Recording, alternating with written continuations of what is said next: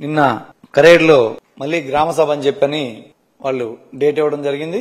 కానీ మళ్లీ అధికారులు ప్రభుత్వం వాళ్ళందరూ మాట్లాడుకుని మల్లగుల్లాలు పడి ఈ రోజు మళ్లీ నిన్న గాని వాళ్ళు గ్రామ సభ పెడితే ప్రజల నుంచి తీవ్ర వ్యతిరేకత వస్తోంది, ఆగ్రహానికి గురవుతున్నారు అని చెప్పని ప్రభుత్వం భయపడి మళ్లీ నిన్న వెనక్కి తీసుకోవడం జరిగింది. గ్రామ సభ వాయిదా వేయడం జరిగింది.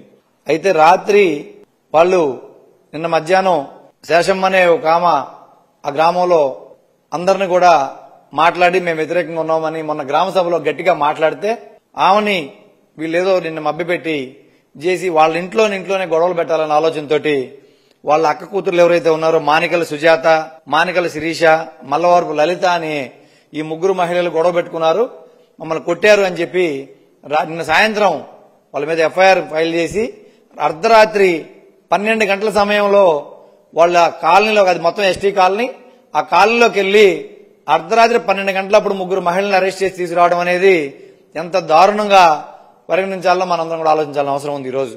ఎందుకంటే వాళ్ళు ఇంట్లో మాట్లాడుకున్న దాన్ని పెద్ద సమస్యగా చిత్రీకరించి ఇంట్లో వాళ్ళు ఏదో మాట్లాడుకుని ఈ భూములు ఇవ్వాలా వద్దా, మనం ఎలా దీని మీద వెళ్ళాలి అని వాళ్ళు నిన్న గ్రామ సభ ఉందన్న ఆందోళనలో వాళ్ళు ఏదో మాట్లాడుకున్న పరిస్థితిని వీళ్ళు కేసు రిజిస్టర్ చేసి దాన్ని ఏదో పెద్ద సమస్యగా చిత్రీకరించి అర్ధరాత్రి పూట 12 గంటల టైంలో ముగ్గురు ఎస్టీ మహిళల్ని తీసుకొచ్చి పోలీస్ స్టేషన్ లో కూర్చోబెట్టారంటే ఈ పోలీసు వ్యవస్థ ఈరోజు ఈ ప్రభుత్వం ఏ విధంగా ముందుకెళ్తా ఉంది.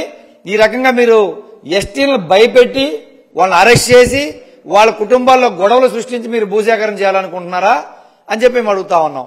వాళ్ళని భూసేకరణ చేయాలనుకుంటే వాళ్ళని ఒప్పించి వాళ్ళని బతిమాలుకొని వాళ్ళని కన్విన్స్ చేయాలి, కానీ ఇలా వాళ్ళని భయపెట్టి వాళ్ళ మీద నాన్ బెయిలబుల్ కేసులు పెట్టి అర్ధరాత్రి పోలీస్ స్టేషన్ అరెస్ట్ చేసి ఈ రోజు ఆ గ్రామం మొత్తం వచ్చి పోలీస్ స్టేషన్ ముందు ధర్నా చేసే పరిస్థితి వచ్చింది. ఈ ప్రభుత్వం అక్కడ లోకల్ ఉన్న శాసనసభ్యుడు కావచ్చు, పోలీసు వ్యవస్థ కావచ్చు, రెవెన్యూ డిపార్ట్మెంట్ కావచ్చు, అందరూ కూడా మూకుమ్మడిగా ఆ గ్రామం మీద దాడి చేసి వాళ్ళని భయభ్రాంతులకు గురి చేసి ఈరోజు పొలాలు తీసుకోవాలని ఆలోచిస్తుంది తప్ప ఇది అన్యాయం. అసలు ఎస్టీ మహిళల్ని అర్ధరాత్రి 12 గంటలు తీసుకురావాల్సిన అవసరం ఏమొచ్చింది ఈ రోజు ప్రభుత్వానికి అని చెప్పి మేము అడుగుతా ఉన్నాం.